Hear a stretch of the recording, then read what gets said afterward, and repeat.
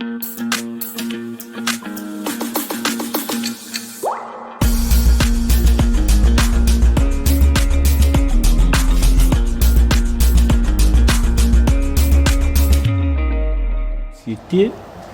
l'une des grandes promesses de la nouvelle constitution est la décentralisation qui est tant souhaitée par les populations depuis plusieurs années. Comment, monsieur le candidat, vous comptez rendre effective cette décentralisation qui est tant attendue aujourd'hui? Quand on sait qu'on en parle depuis des années, il y a eu des tentatives, mais rien n'y fait. Voilà quel serait le remède miracle de Brice Clotaire Oligui Nguema? Voilà pourquoi je vous dis qu'il faut féliciter cette constitution pour la Ve République. C'est des avancées énormes. On attendait depuis la décentralisation. Et enfin, elle est arrivée dans la Ve République. C'est grâce à la volonté des militaires. Et je dis merci au CTRI qui me regarde. Monsieur le candidat, tout est réuni pour qu'elle soit effective? Oui. Si vous êtes élu au soir du 12... En France, on le voit partout. Et c'est un modèle que nous sommes en train de copier. Donc il faut bien former les gens. Maintenant, de cette autonomie, les collectivités locales, ils vont jouir des impôts des sociétés qui sont implantées dans la localité, de la RSE. C'est ça la décentralisation. Et dans le deuxième volet, il faut également que l'État apporte aussi sa participation. Je prends un exemple, à tout bête. Sur un budget de 2000 milliards, c'est un exemple.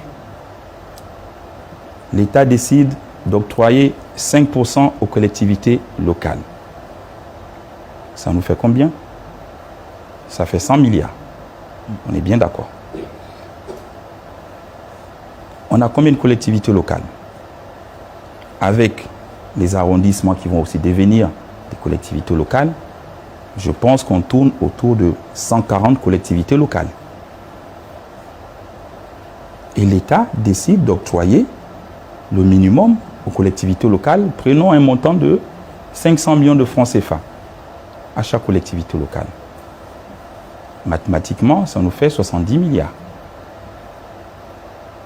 Il en reste 30. Maintenant, les 30, l'État va regarder la collectivité locale la plus peuplée, la moins peuplée, pour ajouter un peu. Donc, le minimum de base, c'est les 500 millions. Ceux qui sont plus peuplés, l'État va peut-être ajouter 1 milliard, ainsi de suite. Et là, l'État pourra faire des arbitrages avec les 300 milliards. C'est ça la décentralisation. Est-ce que là aussi, vous l'avez dit tout à l'heure, vous avez dit qu'il y a un chronogramme qui est établi. Est-ce qu'au niveau de la mise en œuvre de la décentralisation, si vous êtes élu, le chronogramme sera appelé? Est-ce qu'il y a déjà un chronogramme sur le candidat? Et je vous ai dit, commander, c'est prévoir. Et j'ai prévu mon chronogramme. Allez me voter et vous verrez. Je vous ai dit que 2026, nous aurons une nouvelle assemblée élue avec des nouveaux députés.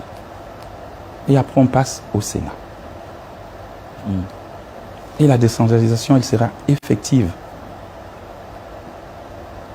Alors, c'est bien l'effectivité finalement de la décentralisation avec ces énormes moyens qui seront remis finalement aux collectivités locales. On se souvient, il y a plusieurs années, sous feu Omar Bongo, par exemple, les fêtes tournantes où on remettait certaines sommes, mais derrière, l'éléphant accouchait d'une souris. Est-ce que, après avoir octroyé ces sommes importantes aux collectivités locales, il y aura des mesures justement d'évaluation, de contrôle?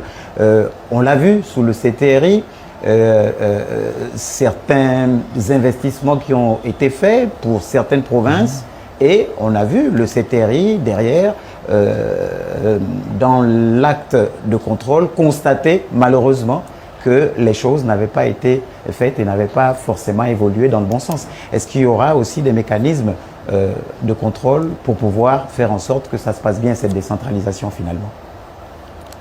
Vous le dites, Omar Bongo Ndimba, c'est exact. L'argent de fête tournante avait pris une autre décision, une autre direction. Effectivement, sous notre ère, le CTRI, ça a été la même chose. Pour moi, c'était un ballon d'essai. Quand nous avons octroyé 7 milliards à chaque province, parce que j'anticipais déjà voir comment allait se poursuivre la décentralisation. C'était un ballon d'essai. Et nous avons appris.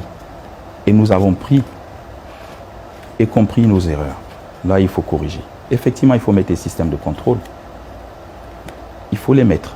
Voilà pourquoi je dis, il faut des personnes formées.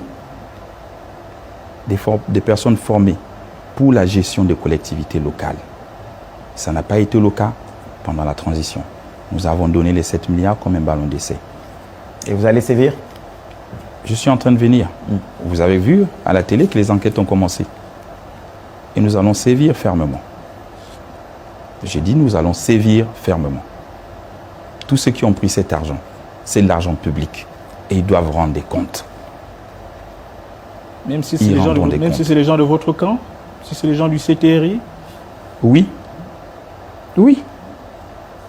Un militaire? Oui. Il doit rendre des comptes. Mais malheureusement, les militaires n'ont pas géré cette enveloppe. Si vous en connaissez, dites-moi. Dites-moi, ils seront sévis. Et sur ça, nous ne blaguons pas. Nous sommes des hommes d'honneur. Justement, monsieur le candidat, nous sommes toujours dans votre projet de société, toujours dans le sens de la gestion, de la gouvernance. Vous avez promis une gouvernance transparente et efficace dans votre projet de société. Et aujourd'hui, on se demande quelles réformes concrètes allez-vous mettre en place pour lutter contre justement la corruption, qui est une gangrène et qui est décriée aujourd'hui par les populations. Et quelle garantie donnez-vous quant à la gestion rigoureuse des finances publiques, dont la gestion est toujours décriée sur le candidat? Alors, il faut dire que le Gabon n'est pas le seul pays qui fait face à la corruption. Mais je pense quand même qu'elle a nettement baissé depuis l'ère du CTRI. Pour lutter contre la corruption, il faut avoir des lois fortes et il faut être dur. Nous devons revoir premièrement notre code pénal. Et oui, c'est le code pénal. Les lois doivent être dures pour tout le monde. Et c'est ça la Ve République. Et dans cette transition, nous avons mis en place une task force qui aujourd'hui a quand même pu récupérer certains fonds. Il faut le dire. Et pour aller plus loin, je pense qu'il faut tendre vers la digitalisation. La digitalisation de l'administration, la numérisation. Le grand maître, c'est ton rêve et c'est la queue.